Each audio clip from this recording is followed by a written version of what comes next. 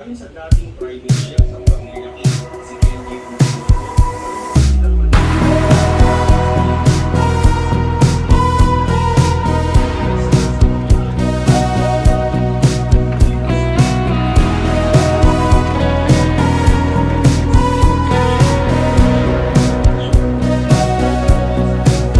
Humingang malalim, pumikit na muna,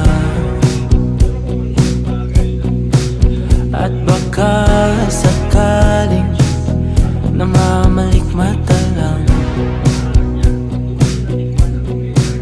Ba't nababahala? Di ba't ako'y mag-isa?